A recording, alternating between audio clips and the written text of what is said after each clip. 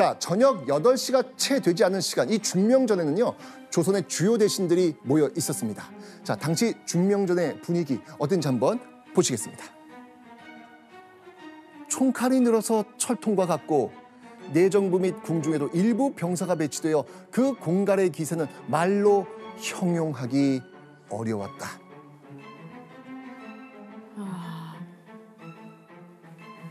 이런 상황에서 조약을 맺자는 얘기를 들으면 어떤 생각이 들 것 같습니까? 그러니까 일단 너무 공포스러울 것 같은 건 확실한 거죠. 그렇죠. 너무 공포고, 이거 진짜 어떻게 해야 하지?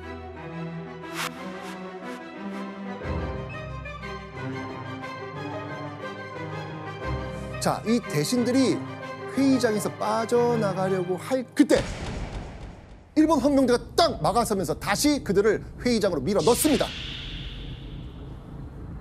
살벌한 분위기 속에 이토와 마주하게 된 대신들. 이토는요, 이들을 붙잡고 조약 승인을 강요합니다.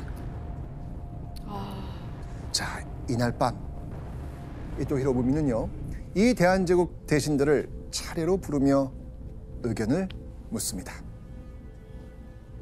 먼저 참정 대신 한규설에게 물었죠.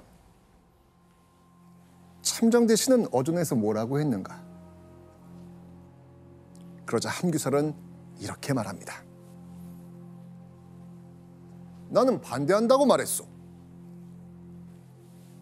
이어서 다음 외부 대신 박재순에게 똑같은 질문을 합니다. 자, 이번에 박재순은 과연 뭐라고 이야기했을까요? 외부 대신으로서 어찌 감히 찬성한다고 할 수 있겠습니까? 근데 폐하의 명령이라면 뭐 어찌할 수 없지 않겠습니까?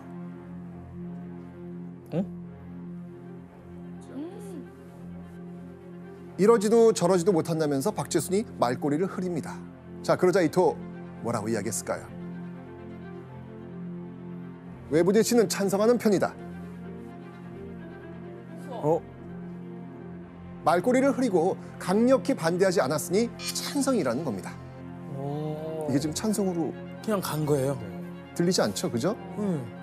자, 이토는요, 이어서 이하영에게도 똑같은 질문을 합니다. 이하영은요, 정세를 운운하면서 확답하지 않습니다. 자, 그러자 이토 어떻게 했을까요? 이하영 찬성. 또 제멋대로 결정합니다. 대신들의 의견을 연이어 묻던 이토. 그리고 그의 눈이 한 사람에게 멈춥니다. 누구겠습니까? 뭔가 확실한 대답을 해줄 수 있는 사람. 누구? 이완용. 이완용.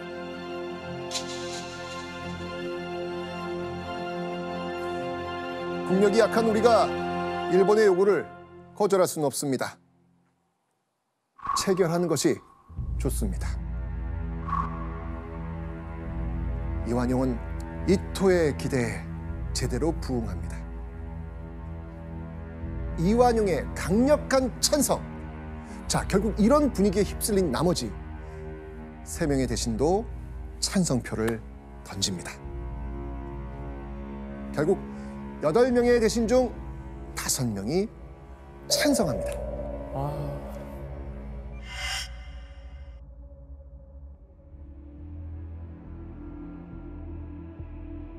1905년 11월 18일 새벽 1시가 넘었을 때 이토는 대한제국 대신의 찬성을 빌미로 조약 체결을 선포합니다.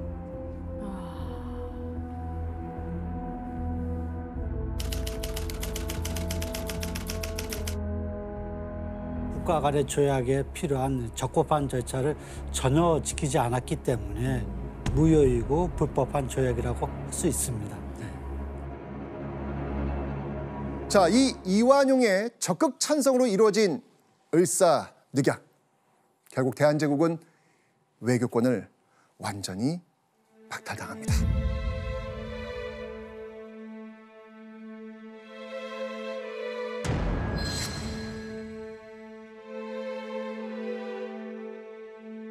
결국 격분한 민중들은요, 조약 파기를 외치면서 황궁 앞으로 몰려옵니다.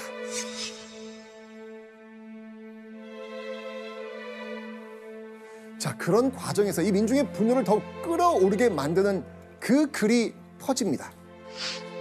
어떤 글이었을까요? 시일야 방성대곡 오늘 목노와 통곡하노라.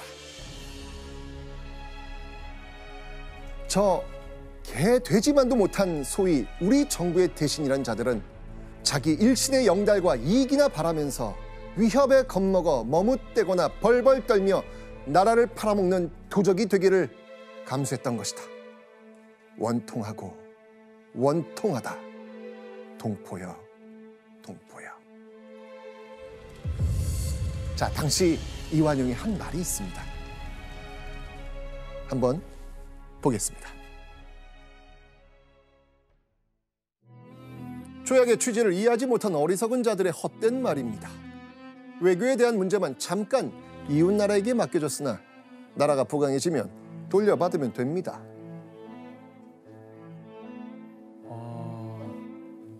이게 무슨 뜻인가요?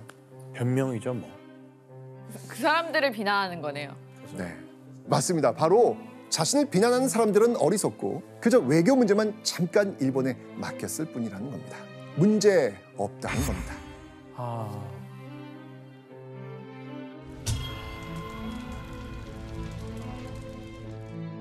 을사늑약 체결을 선언한 직후 일본이 제일 먼저 한 일 무엇이었을까요?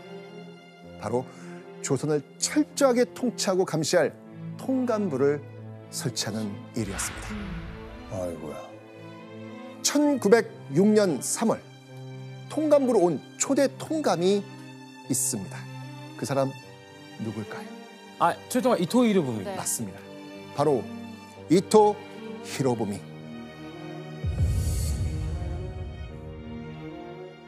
이 통감부는요, 대한제국의 외교뿐 아니라 모든 분야를 제멋대로 간섭하고 감독하는 실질적 통치기관이 됩니다.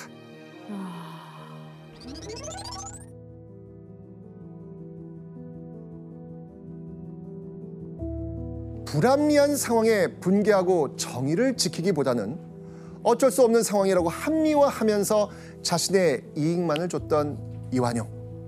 이 을사늑약 이후 이완용은 새로운 내각의 총리 대신으로 임명이 됩니다.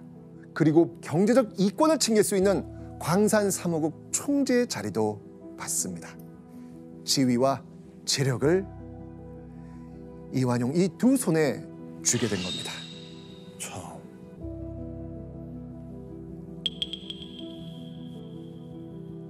그리고 이완용은요, 이토에게 충격적인 맹세를 합니다.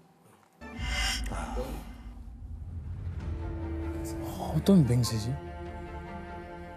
어떤 난관에도 좌절하지 않고 한국을 일본에 병합시키겠습니다. 야, 철저하게 대한제국을 일본에 바치겠다는 맹세였습니다. 이토는요, 이완용을 의지가 강한 용기 있는 자라면서 절대적으로 신임하지요.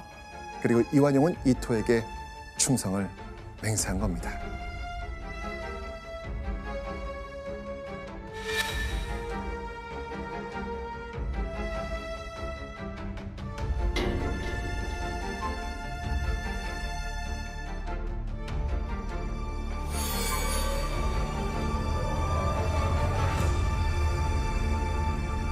자, 그러던 1907년 이완용이 전혀 예측하지 못한 사건이 터집니다.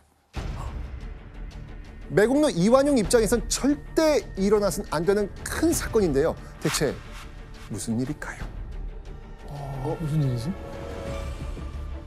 자, 여기서 짚어보는 별점 체크포인트. 우리 역사에서 잊을 수 없는 바로 그 사건. 바로 헤이그 특사입니다. 헤이그 특사. 자, 이 고종이 을사늑약의 부당함을 알리고 파기하기 위해서 네덜란드에서 열린 만국평화회의에 특사들을 보내서 도움을 요청하려고 했던 사건이죠. 자, 그렇다면 고종의 이 시도는 성공했을까요? 안 했을까요? 성공하지 못합니다. 예. 일본 때문에. 맞습니다. 일본의 방해로 고종의 특사들은 본 회의장에 들어가 보지도 못합니다. 완전한 실패. 자, 그런데요. 일본이 방해했다는 건 일본이 고종의 특사를 눈치챘다는 겁니다. 자, 일본 가만히 있었을까요? 아니요. 맞습니다. 이토는요. 크게 분노하면서 고종을 쫓아낼 계획을 세웁니다. 자, 그런 이토가 찾은 자신의 충직한 부하는 누구겠습니까? 이완용. 이완용. 이토는요, 이완용에게 이 일을 수습할 방법을 고종에게 전하라. 이렇게 명령하죠. 고종에게 황제의 자리에서 물러나고 일본으로 가서 일본 천황에게 직접 사과하라는 내용이었습니다. 와. 지옥적이네요. 당연히 안 된다고 했겠죠. 그때 이완용 고종에게 이렇게 소리칩니다. 소리를 쳐요. 네. 폐하께서는 지금이 어떤 세상이라고 생각하십니까? 이렇게 말이죠.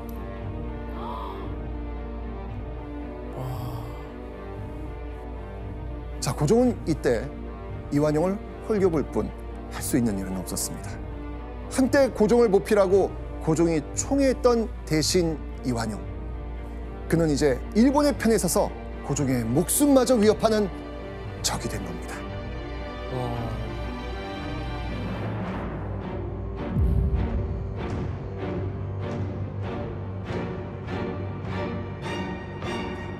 그의 집 담벼락은요, 온갖 욕설과 분뇨로 더럽혀집니다. 이 시위대가 이완용의 집에 불을 질러서 집이 모두 불탄 일마저 있습니다. 나라를 판 매국노와 일본에 대한 분노는 대단했습니다. 그리고 1909년 10월 이완용을 충격에 빠뜨린 사건이 벌어집니다. 바로 자신이 충성을 맹세했던 이토 히로부미가 하얼빈에서 총을 맞고 죽은 겁니다.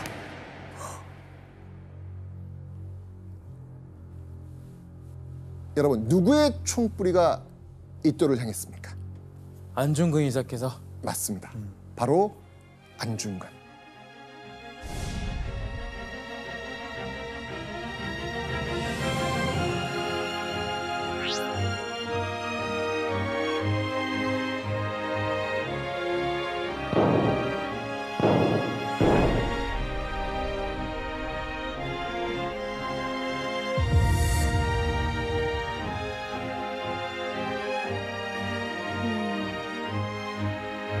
자, 그런데 이토의 죽음에 이완용은 슬퍼하며 애도하죠. 와. 아이고야. 자, 그리고 이토가 죽고 2달 뒤 또 한 번 경성을 뒤흔드는 사건이 일어납니다. 자, 당시 신문 기사 한번 보겠습니다. 한번 읽어보시죠. 리 총리가 칼 맞아. 자, 리 총리가 칼 맞아가 이완용? 아까 칼 제가 네, 이 총리가 칼 맞았다고 칼을 합니다. 이완용이 맞아. 이완용이 칼 칼을 맞았다는 맞았다고. 거네요. 네, 맞습니다. 바로 총리인 이완용이 칼에 찔려 생사를 오간다는 기사입니다. 한 청년이 이완용의 죄를 벌하겠다면서 그의 목숨을 노린 겁니다. 그 청년의 이름은 이재명. 이재명. 네.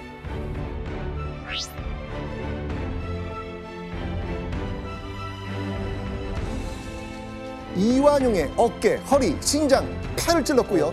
동맥이 잘리면서 엄청난 피를 쏟게 됩니다. 자, 칼에 찔린 이완용은 어떻게 됐을까요? 그 정도 칼 찔리면 못 살아요. 그 정도로 찔렸으면은. 그러니까요. 자, 그런데 살아남습니다. 아이고. 아니 엄청 찔렸는데 어떻게 살아남죠? 참. 이완용은 친일 매국 관료 중 가장 높은 자리에 있었습니다. 그래서 당대 최고의 의료진에게 최고의 수술을 받고요. 아, 퇴원한 뒤 요양까지 떠납니다. 아이고. 강자에게 기대 임금도 나라도 버린 이완용. 이완용은요, 오히려 이 사건을 계기로 매국 행위에 더 전념합니다. 그리고 1910년 6월 일본에서 새로운 통감이 왔다는 소식이 들리죠. 총리 대신으로 복귀한 이완용은요, 이 칼에 맞은 상처가 완전히 낫기도 전에 통감부로 달려갑니다. 그리고 경술년 1910년 8월 22일 결국 이걸 체결하죠.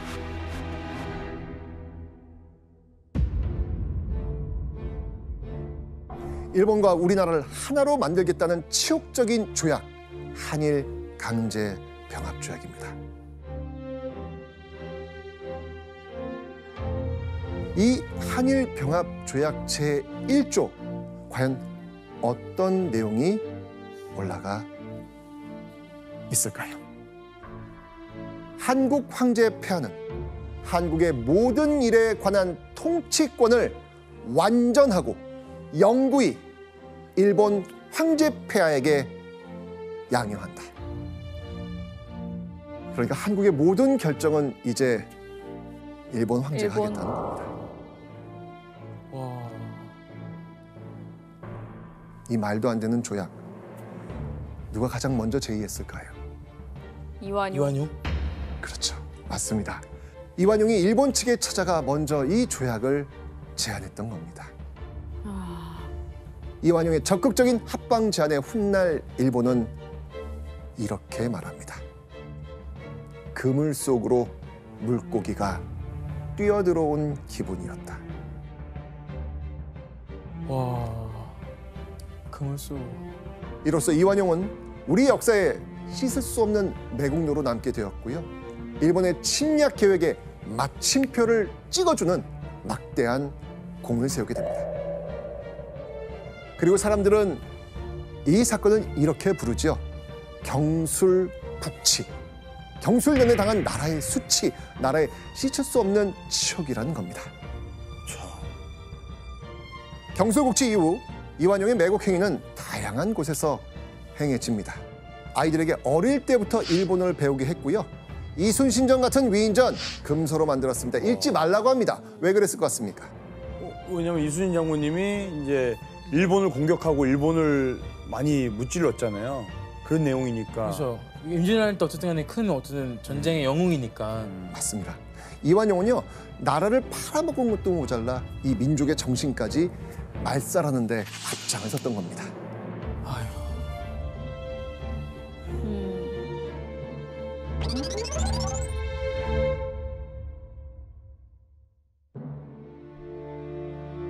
당시 일본은요, 매국 인사들의 그 공로에 따라서 자기와 돈을 내립니다.